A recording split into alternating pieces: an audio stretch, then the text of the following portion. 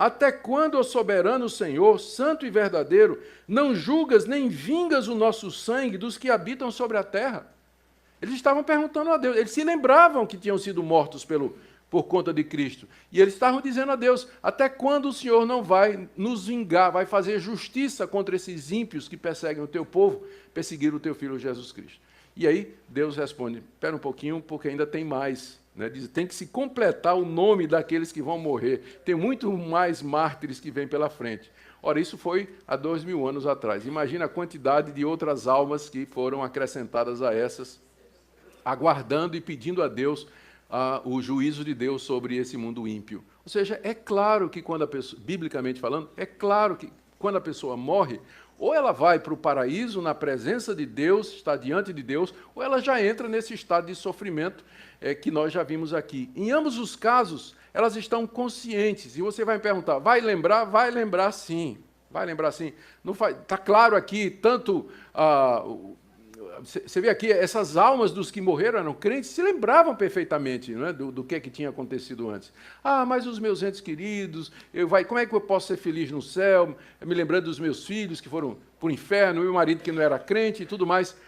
A glória da presença de Deus e a felicidade lá na eternidade é tão grande que vai superar, vai colocar completamente sufocada qualquer lembrança que possa trazer qualquer tristeza. Então, isso aí a gente não se preocupa. Mais um pouquinho aqui, tomar um pouquinho de água. Ontem fui no médico, como eu disse a vocês, né? Eu fiz uma cirurgia no fundo da garganta, tinha uma manchinha, aí teve que remover o tecido, isso foi o ano passado aqui em Goiânia, um médico muito bom. Ele tirou, graças a Deus não tinha nada, mas fez uma cicatriz, né? Cicatriz. E aí a sensação ninguém vomite, é de uma asa de barata presa no fundo da garganta. É uma sensação que eu tenho o dia todo.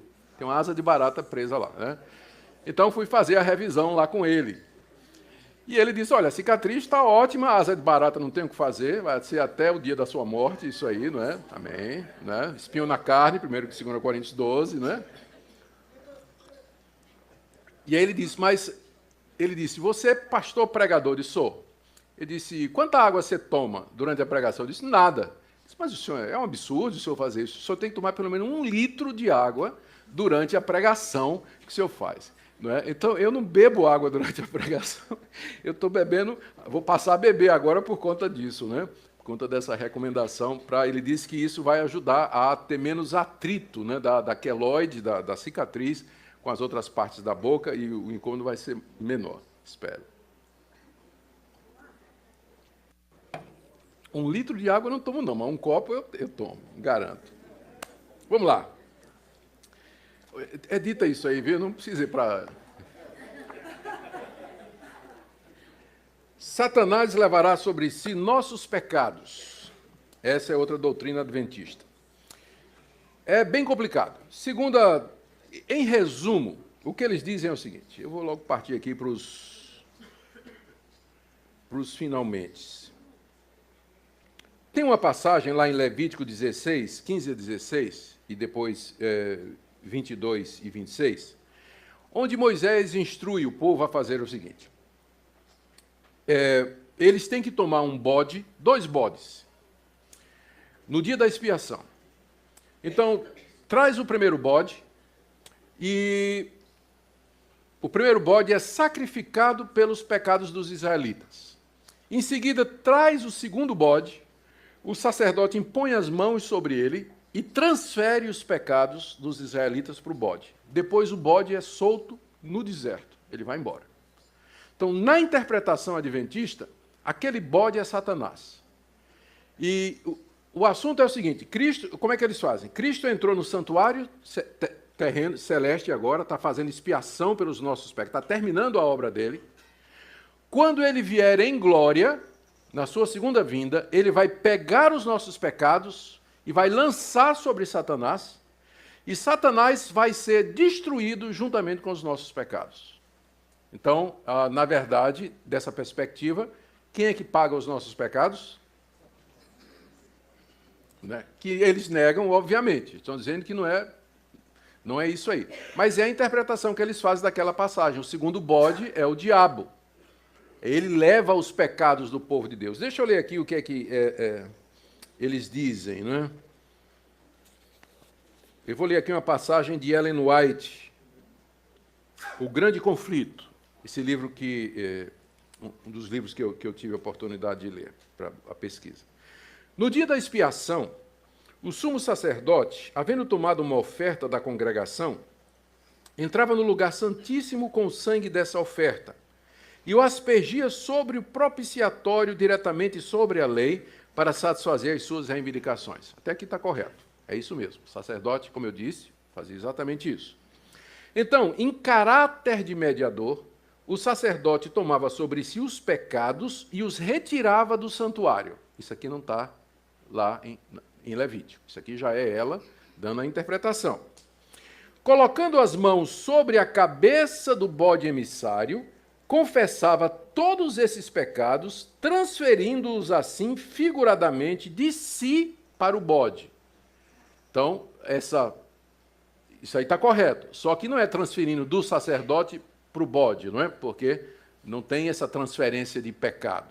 Mas, de qualquer forma, é um ato simbólico, né? Quando o sacerdote coloca a cabeça sobre o segundo bode, aquilo é simbólico. A transferência não é real, porque ela fala como se fosse a transferência real. Aquilo é um símbolo. Tudo ali é simbólico. E o bode, então, levava esses pecados e eram considerados como para sempre separados do povo.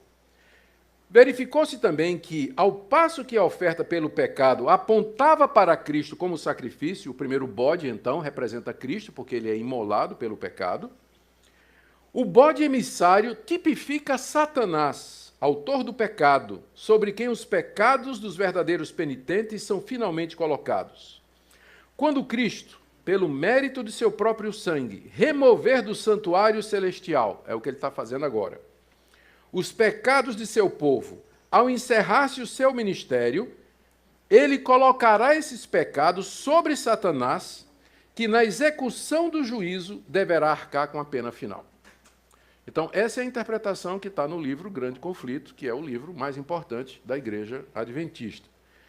Em resumo, os pecados dos crentes são lançados no santuário lá no céu e lá ficam. Os pecados do santuário celestial são transferidos depois para Cristo e tornam-se pecados de Cristo. É o que Cristo está fazendo agora, quando ele entrou lá em 1844 no santuário celeste. Esses pecados de Cristo, na sua segunda vinda, são lançados sobre Satanás e ficam a lhe pertencer. E quando Satanás for aniquilado, também os pecados serão.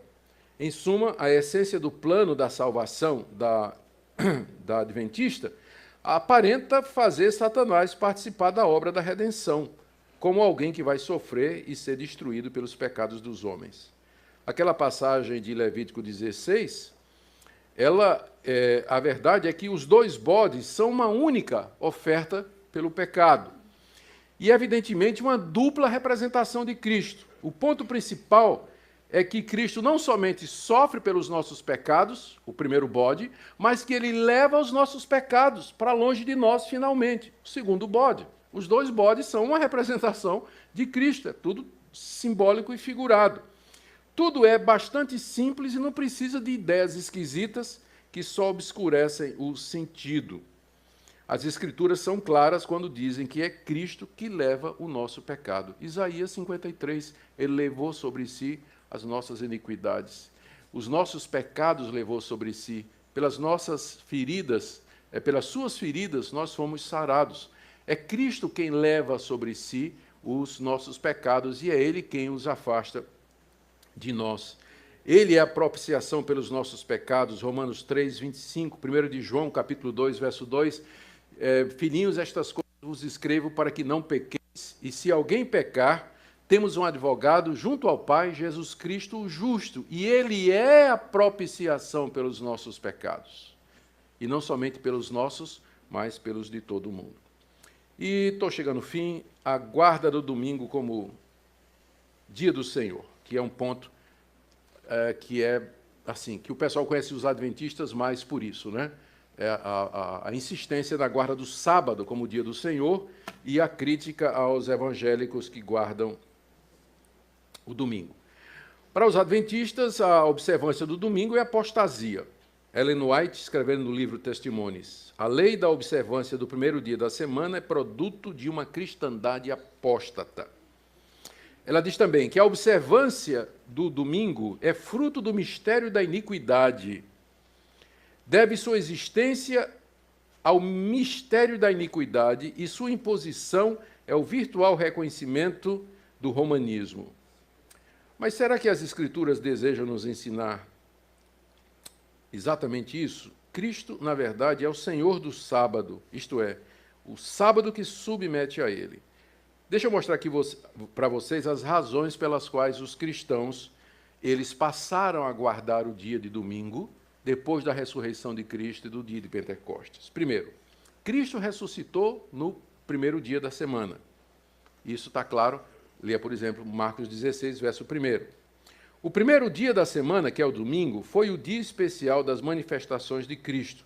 Ele se manifestou 5 vezes no primeiro domingo e outra vez no domingo seguinte, Lucas 24, João capítulo 20.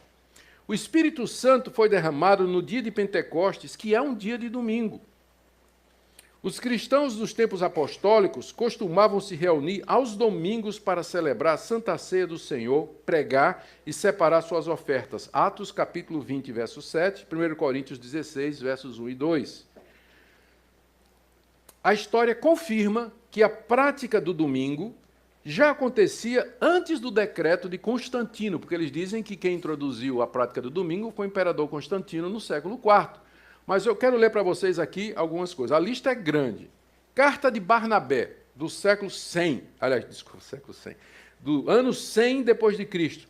Nós celebramos o primeiro dia com regozijo, no qual Jesus ressuscitou dos mortos e, após ter aparecido, subiu aos céus. A carta de Barnabé era um discípulo do apóstolo João. Ele escreveu essa carta famosa, onde ele diz já, no ano 100, que os cristãos já se reuniam no dia do domingo. Inácio de Antioquia, numa carta do ano 107.